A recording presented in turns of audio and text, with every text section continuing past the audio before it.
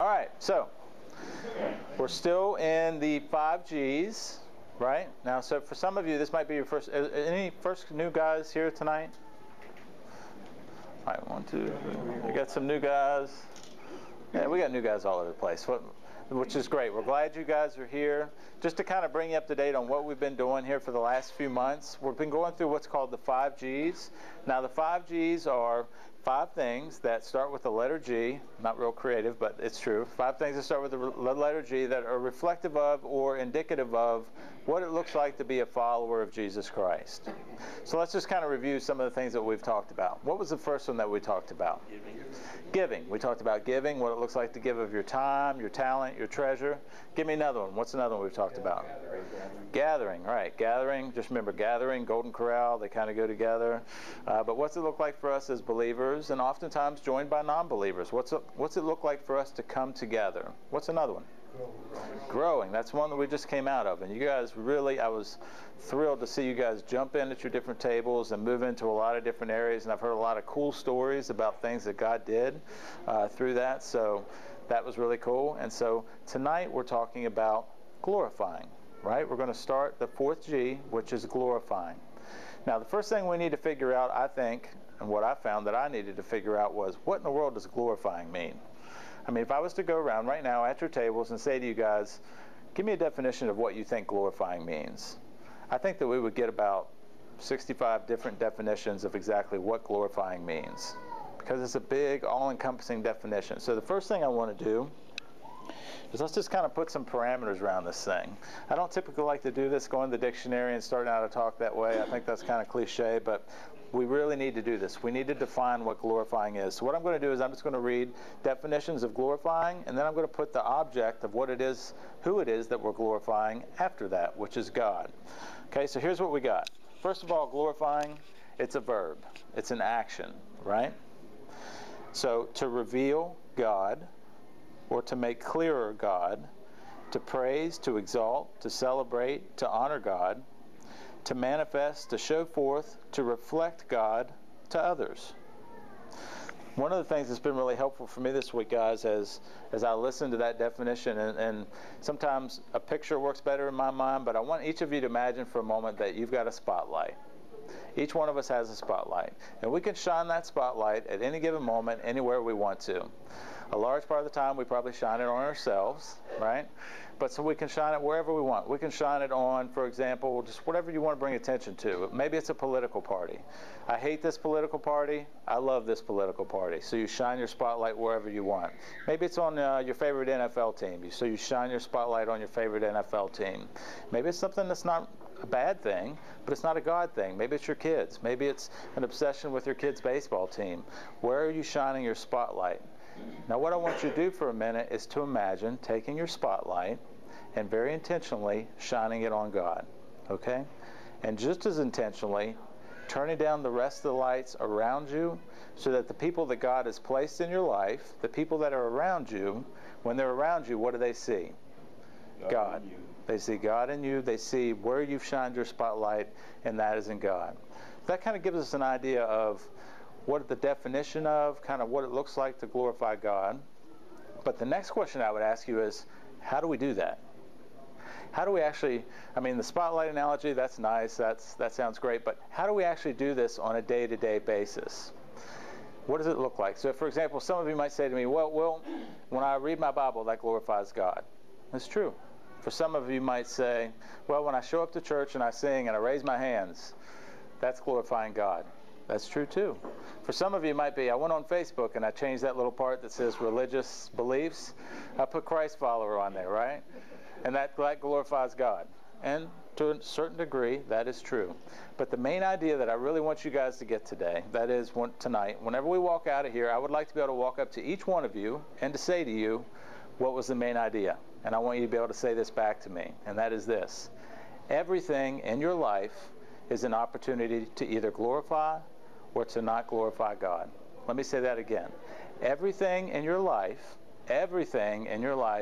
is an opportunity to either glorify or to not glorify God. Let's try that together. You ready? 1, 2, 3. Everything in your life is an opportunity to glorify or to not glorify God. Cool. I'm going to quiz some of you guys later. I'm expecting big things.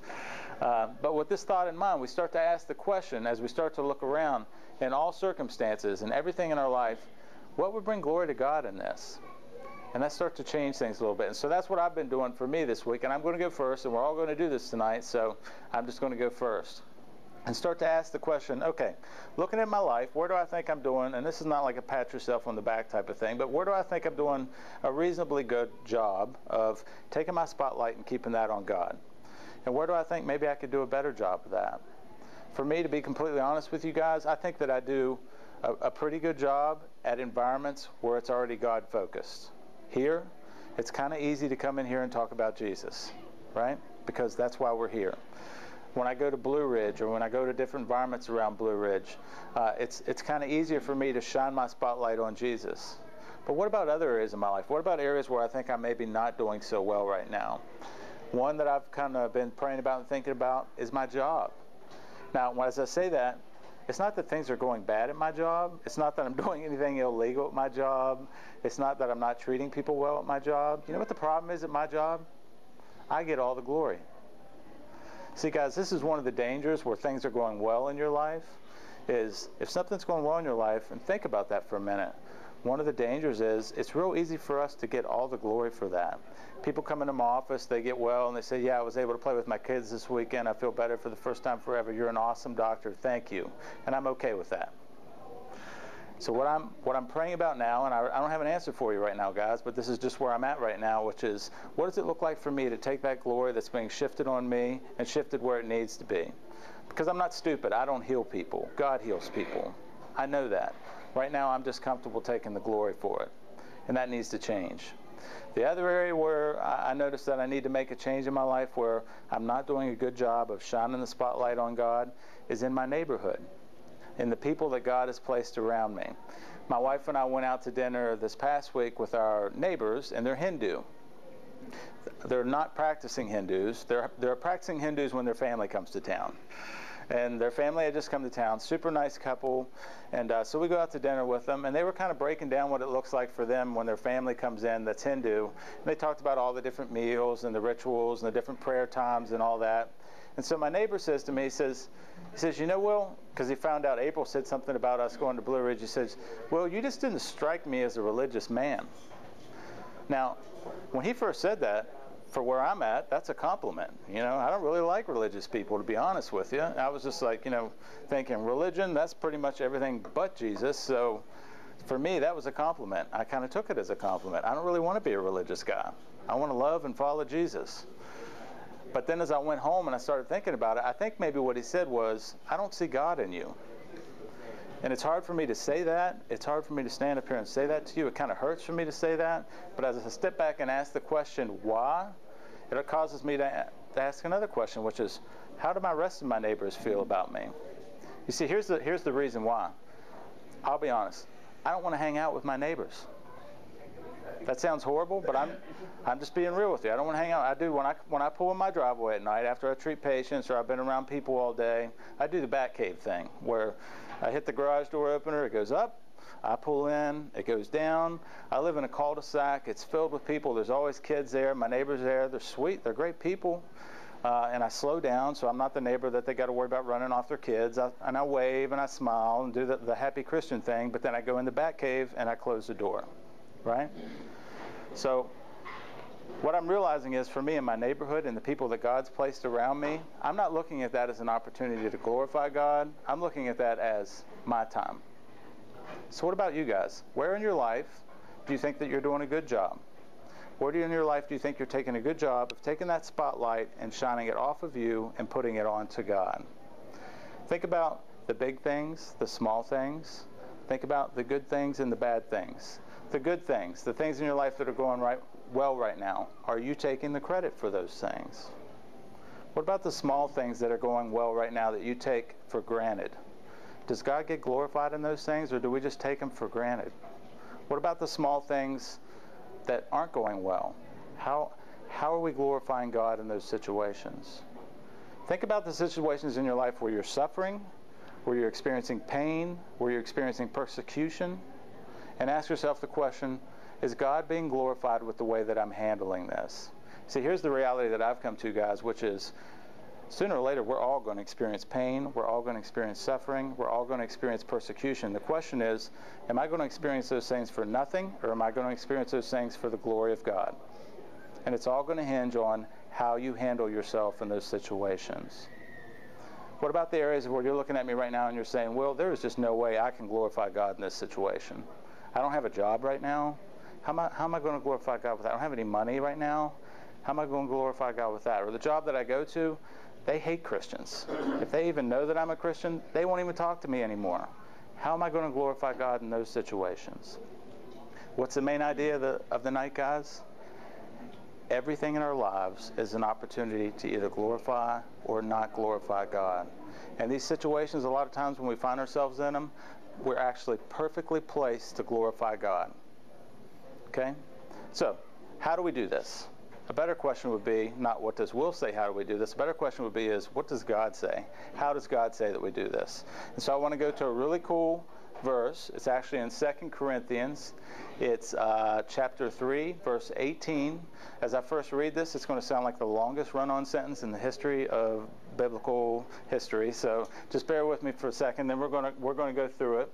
But this is Paul. I'm trying to stand in a way where I'm not in anybody's way, but it says, "And we, who with unveiled faces all reflect the Lord's glory, are being transformed into his likeness with ever-increasing glory, which comes from the Lord who is in the Spirit." Now, let me just break this down for a second. He said, "And we who with unveiled faces." Now, what's that mean?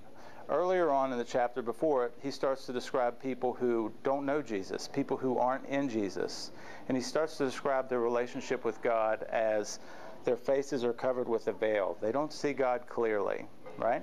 So what he's saying here is, "And we who with unveiled faces." So who's he talking to? He's talking to Christ followers. He's talking to believers. He's talking to the church. The next word, all. Is he talking about 25% of the church, the believers? Is he talking about 50% of the believers, 75%? Who's he talking about? All. Let me hear you all say that. All. So what I'm saying is, if you are a follower of Jesus Christ, what I'm about to read next should apply to you. Okay? All. Reflect the Lord's glory and are being transformed into his likeness with ever-increasing glory, which comes from the Lord who's in the Spirit.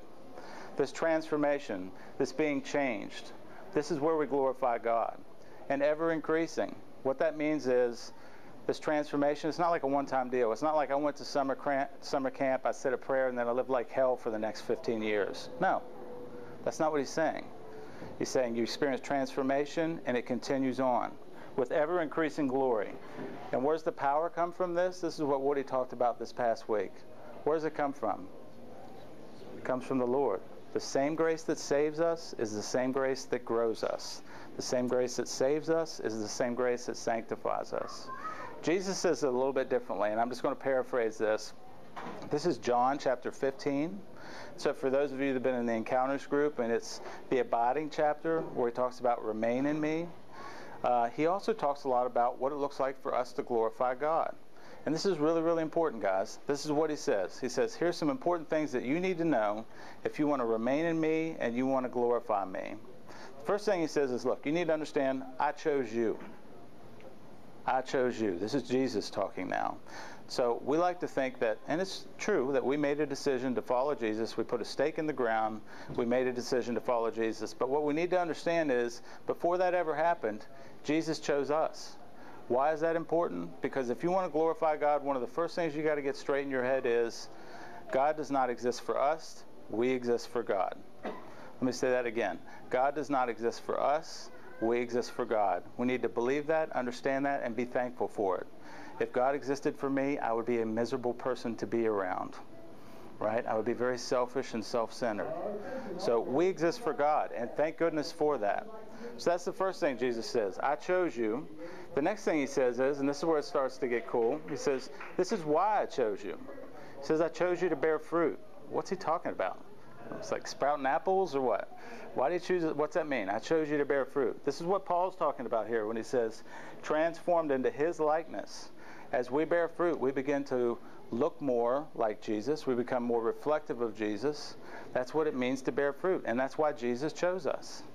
And then he adds on to it, and he says, not just fruit, but fruit that lasts. So what's that correlate with? With ever-increasing glory. So Jesus chose us. Jesus chose us to bear fruit, fruit that lasts. And then Jesus throws two things in here that are just absolutely huge.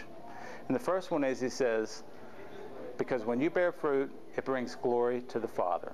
This is how we glorify God, guys. This is where it happens. The transformation, the glorification, the reflection of Jesus, the bearing of fruit, this is how we glorify God. This is where it happens. And then he finishes up with something completely out of left field. Jesus says, and do you know why I'm telling you this? Do you know why I'm telling you this? If I'd been there, I'd have probably been kind of like, well, duh, because you want us to do this. That's not what he says. He says, I'm telling you this because I want you to experience great joy.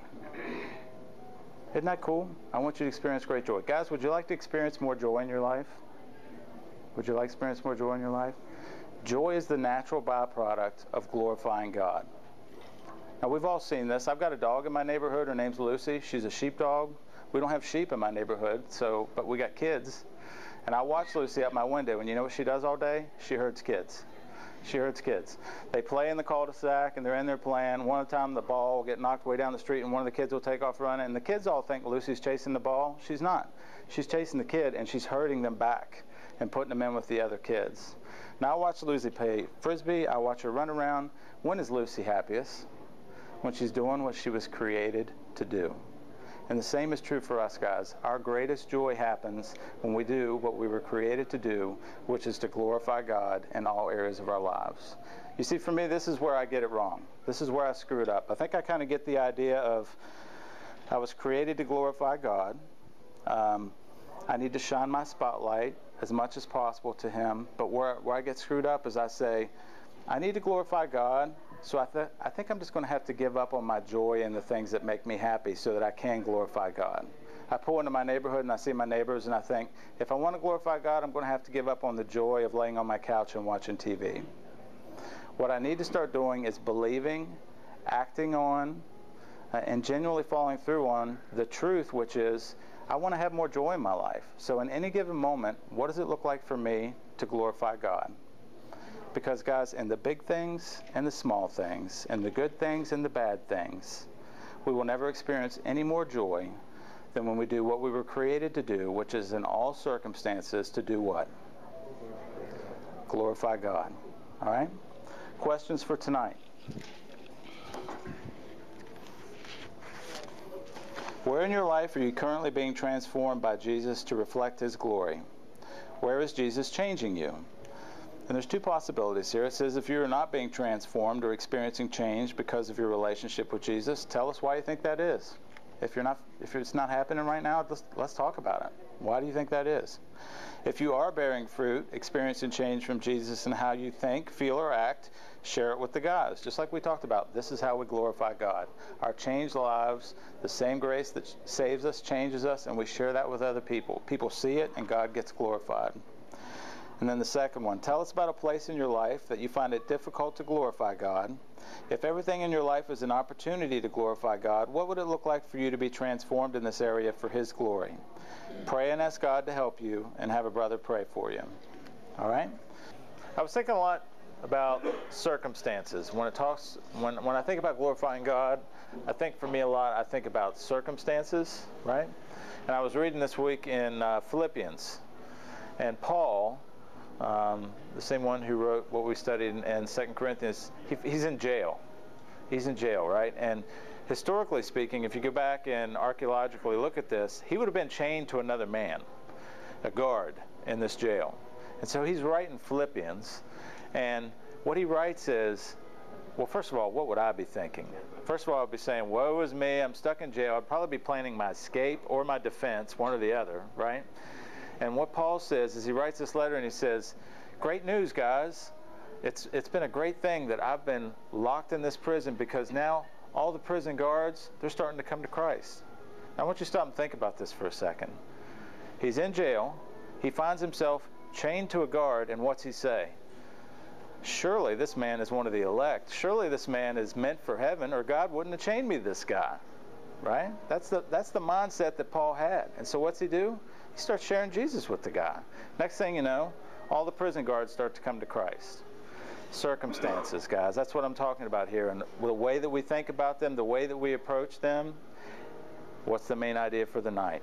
Everything in our lives is an opportunity to glorify or to not glorify God. So think about that this week, all right?